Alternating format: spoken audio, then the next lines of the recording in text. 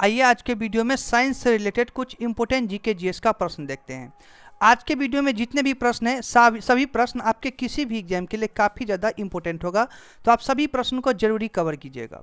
और इसी तरह के डेली इंपॉर्टेंट प्रश्न के लिए आप चैनल को सब्सक्राइब भी जरूरी कर लीजिएगा।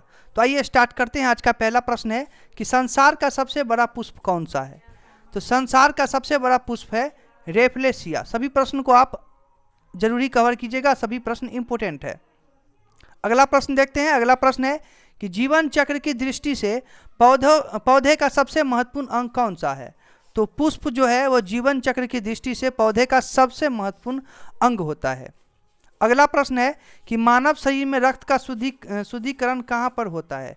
तो वृक्क में जो है वो रक्त का शुद्धिकरण होता है मानव शरीर में। ये प्रश्न भी आप जरूरी कवर कीजिएगा।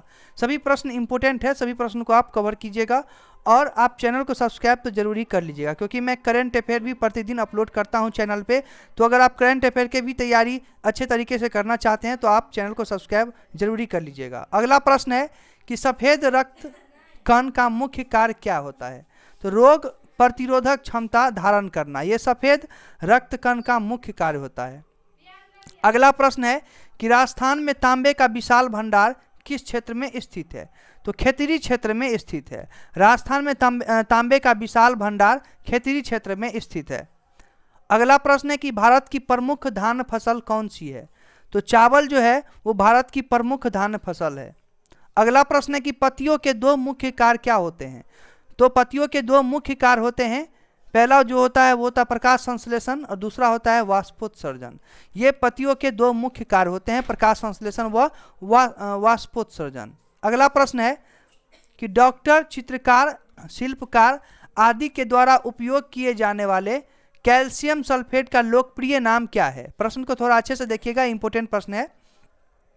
तो इसका राइट आंसर होगा प्लास्टर ऑफ पेरिस। यानी डॉक्टर, चित्रकार, शिल्पकार आदि के द्वारा जो उपयोग किए जाने वाले कैल्शियम सल्फेट होते हैं उसका लोकप्रिय नाम होता है प्लास्टर ऑफ पेरिस।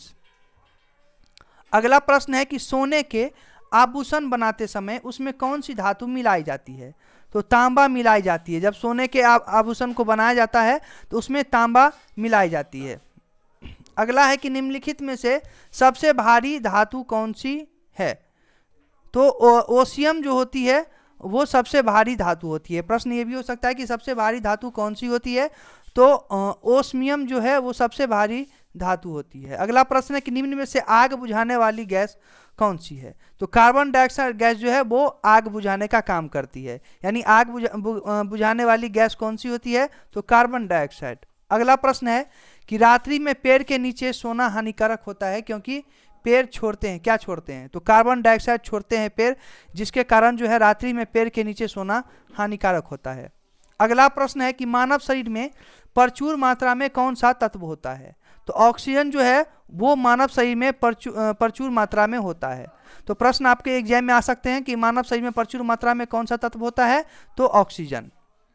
अगला प्रश्न है कि टमाटर सॉस में पाया जाता है, यानी टमाटर सॉस में क्या पाया जाता है? तो एसिटिक अम्ल जो है वो टमाटर के सॉस में पाया जाता है, एसिटिक अम्ल। याद रखिएगा इस प्रश्न को, इंपॉर्टेंट प्रश्न है। आगे है कि बायोलॉजी के जन्मदाता के रूप में किसे जाना जाता है? तो अरस्तु को जाना जाता है बायोलॉजी के जन्मदाता के रूप में। किसको? अरस्तु को। याद रखिएगा। अगला प्रश्न है कि किस पौधे का फल भूमि के नीचे पाया जाता है? तो मूंगफली एक ऐसा फल है जिसके पौधे का फल जो है वो भूमि के नीचे पाया जाता है, मूंगफली। याद रखिएगा। अगला है कोशिका को एक निश्चित रूप कौन प्रदान करती है? कोशिका को एक निश्चित रूप कौन प्रदान करती है? तो कोशिका भित्ति इसका आंसर होगा। अगला है कि पत्तियों को हरा रंग किसके द्वारा प्राप्त होता है? तो क्लोरोप्लास्ट के द्वारा पत्तियों को हरा रंग प्राप्त होता है, क्लोरोप्लास्ट के द्वारा। अच्छे से देखिएगा इस प्रश्न को। अगला प्रश्न है कि राष्ट्रीय पर्यावरण अभियांत्रिकी संस्थान कहाँ स्थित है? प्रश्न को रिपीट कर रहा हूँ कि राष्ट्रीय पर्यावरण अभियांत्रिकी संस्थान कहाँ स्थित है? तो इसका आंसर होगा नागपुर में। अगला प्रश्न है कि मादा पशुओं में बच्चे पैदा होते समय कौन सा हार्मोन अधिक सक्रिय होता है? तो मादा पशुओं में बच्चे पैदा होते समय ऑक्सीटोसिन जो है वो सबसे ज़्यादा सक्रिय होती है। ये हार्मोन जो है ऑक्सीटोसिन ये सबसे ज़्यादा सक्रिय होती है मादा पशुओं के बच्चे पैदा होते समय। अगला प्रश्न है कि भारत का कौन सा राज्य एशिया की अंडे की टोकरी के नाम से जाना जाता है? भारत का कौन सा राज्य एशिया की अंडे की टोकरी के नाम से जाना जाता है? तो आंध्र प्रदेश राज्य जो है वो एशिया की अंडे की टोकरी के नाम से जाना जाता है। अगला प्रश्न है कि भारतीय पशु चिकित्सा अनुसंधान कहाँ स्थित है? तो ये बरेली में स्थित है भारतीय पशु चिकित्सा अनुसंधान। अगला प्रश्न है कि लाल क्रांति किससे संबंधित है? तो मांस उत्पादन से संबंधित है लाल क्रांति। अगला प्रश्न है कि मुर्गियों की सबसे खतरनाक बीमारी कौन सी है? तो रानीखेत। तो मुर्गियों की सबसे खतरनाक बीमारी होती है रानीखेत। आइए अगला प्रश्न देखते हैं। अगला प्रश्न है कि दूध का घनत्व किस यंत्र की सहायता से ज्ञात किया जाता है? प्रश्न को अच्छे से देखिए, दूध का घनत्व किस यंत्र की सहायता से ज्ञात किया जाता है? तो लैक्टोमीटर से जो है वो दूध का घनत्व मापा जाता है।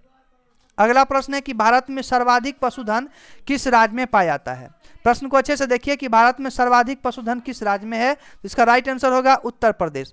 भारत में सर्वाधिक पशुधन उत्तर प्रदेश राज्य में पाया जाता है। अगला प्रश्न है कि निम्नलिखित में से किसके दूध में वसा की सर्वाधिक मात्रा पाई जाती है? प्रश्न रिपीट कर रहा हूं कि निम्नलिखित में से किसके दूध में वसा की सर्वाधिक मात्रा पाई जाती है? तो रेनडियर, इसका राइट आंसर होगा रेनडियर। अगला प्रश्न है कि गरीबों की गाय के नाम से किसे जाना जाता है? गरीबों की गाय के नाम से किसे जाना जाता है? उसका उत्तर होगा बकरी। बकरी को गरीबों की गाय के नाम से जाना जाता है। अगला प्रश्न है कि दुधारू गाय की मुख्य पहचान क्या होती है? दुधारू गाय की मुख्य पहचान क्या होती है? तो अयन पूर्ण विकसित होता है, दुग्ध नलिका उभरी रहती है और दुग्ध नलिका टेढ़ी मेढ़ी होती है। ये इसका आंसर होगा। अच्छे से देखिएगा, इस प्रश्न को अच्छे से देखिएगा, इंपोर्टेंट प्रश्न है। अगला प्रश्न है कि ऊन के लिए विख्यात पशु पश्मीना क्या है? ऊन के लिए विख्यात पशु पश्मीना क्या है? तो इसका उत्तर होगा बकरी।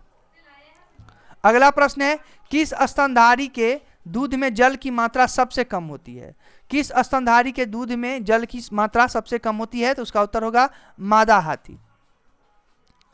तो आज के लिए बस इतना ही। आज के वीडियो में जितने भी प्रश्न थे सभी प्रश्न आपके किसी भी एग्जाम के लिए काफ़ी ज़्यादा इंपॉर्टेंट है, तो आप सभी प्रश्न को जरूरी कवर कीजिएगा और आप हमें कमेंट सेक्शन में आप जरूरी बताइएगा कि आपको ये वीडियो कैसी लगी। तो आज के लिए बस इतना ही, फिर मिलेंगे नेक्स्ट वीडियो में इसी तरह के मोस्ट इंपोर्टेंट प्रश्न लेके। तब तक के लिए मैं आप सभी से इजाज़त चाहता हूँ। वीडियो को देखने के लिए धन्यवाद।